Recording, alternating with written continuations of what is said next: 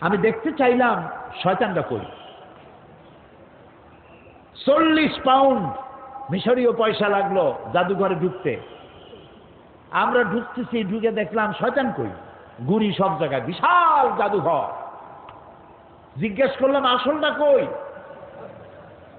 বলল যে তিনি দোতলায় আরাম ফরমাচ্ছেন, ওনারে দেখতে হলে আরো 40 পাউন্ড দেওয়া লাগবে। তো চিন্তা করলাম এটা কি অপচয় হয় নাকি? পরে দেখলাম আল্লাহ তাআলাই তো বলেছেন, কুল সিরু ফিল আরদ ফানজুর কাইফা কানা আকিবাতুল মুকাজ্জিবিন।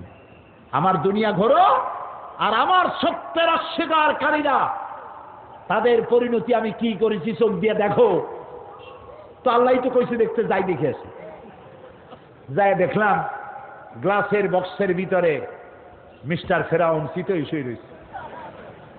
জীবনে তো শয়তান দেখি নাই, আমার মনে হয়েছিল শয়তান যদি দেখতাম মনে হয় এইরকমই হইতো। চোখ দুইটা এখনো আছে, মাথায় কয়েক গাছা চুলও আছে, হাতের নখও কয়েকটা আছে, গলাটা এরকম চিকন, বডিটা কাপড় দিয়া জড়ানো। আহারে ফেরাউন, কি জ্বালান জ্বালাইছ। মুসা আলাইহিস সালাম অনেক সময় তাকায় দেখলাম, আমার মন ফিরে গেল 3500 বছর আগের কোরআনের পাতায়, ইতিহাসের পাতায়। এই ফেরাউন মুসা আলাইহিস সালামকে তাড়া করেছে। মুসা আলাইহিস সালাম সাগর তীরে বসে আছেন। সাথীরা বললেন, ইয়া মুসা ইন্না লামুদরাকুন, আমরা তো পাকড়াও হয়ে গেলাম। সাড়াশি আক্রমণ 3 দিক থেকে আমাদেরকে ঘেরাও করেছে, পালাবার তো রাস্তা নাই। মুসা আলাইহিস সালাম বললেন, কাল্লা, কখনো নয়, কখনো নয়, রব্বি সাইয়াহদিন, অবশ্যই আমার আল্লাহ আমার পথ বের করে দিবেন। সুবহানাল্লাহ, তো আসতে কইলেন। এর নাম নবীর ঈমান। মুসলমানদের জন্য আল্লাহ তাআলা যথেষ্ট। আলাইসাল্লাহু বিকাফিন আবদাহ, আল্লাহ তাআলা বলছেন আমি আমার বান্দার জন্য যথেষ্ট নই। আরে বেটারা কও, অবশ্যই যথেষ্ট। আমার জন্য বলো। মুসা আলাইহিস সালাম বললেন, ভয় পাইও না, আমি যার গোলামি করি তিনি আমারে পথ করে দেবেন। মুসা আলাইহিস সালাম লক্ষ্য করলেন, হঠাৎ করে সামনের দিকে দরিয়া ফাঁক হয়ে গেছে,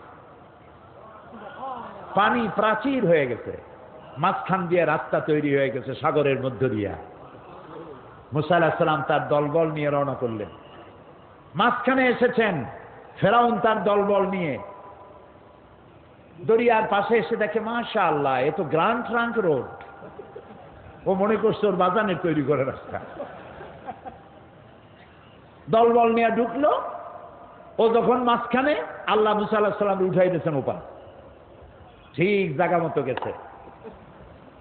ইন্না বাতশা রাব্বিকা লাশাদীদ, এবার পাকড়াও এসে গেছে। আল্লাহ তাআলা বললেন, পানি বন্ধ কর, রাস্তা বন্ধ কর। আল্লাহর কি এত কথা বলার দরকার আছে? না। কি বলছিল? কোন দুইটা অক্ষরের মালিক, কাফ আর নুন। কোন দেন আন দেয়ার হয়ে যায়।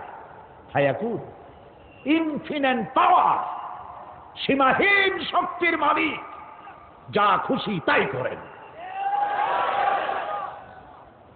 আল্লাহর কসম, দুনিয়ার মুসলমানেরা যদি আল্লাহকে এই পাওয়ার হিসাবে বিশ্বাস করে, পৃথিবীর কোন শক্তি মুসলমানদেরকে প্রধানত করতে পারবে না।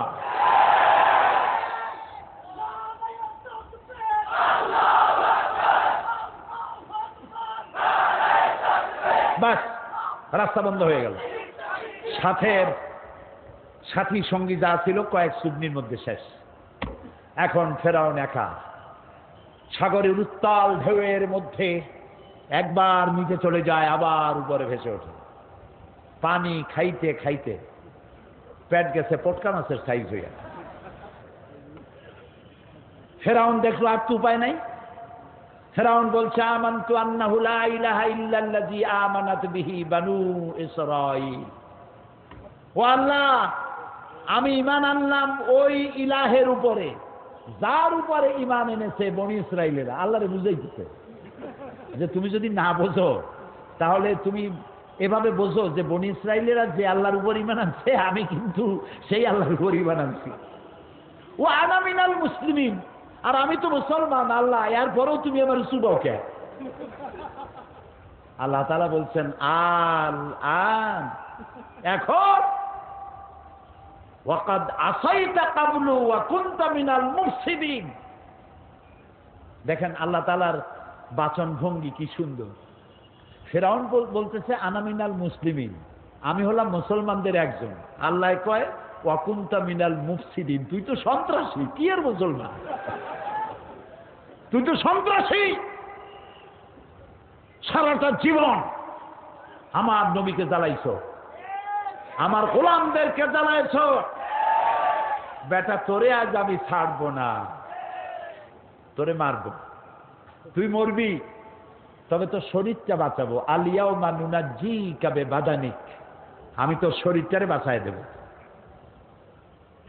পানিতে নষ্ট হবে না, জলচর প্রাণীরা খাবে না, মাটিতে নষ্ট হবে না, পোকা মাকড়ে খাবে না, আমি তোরে শুটকি বানাইয়া রাখবো কিয়ামত পর্যন্ত, যাতে পৃথিবীর সব স্বৈরাচারেরা তোরে দেখে যেন শিক্ষা নিতে পারে।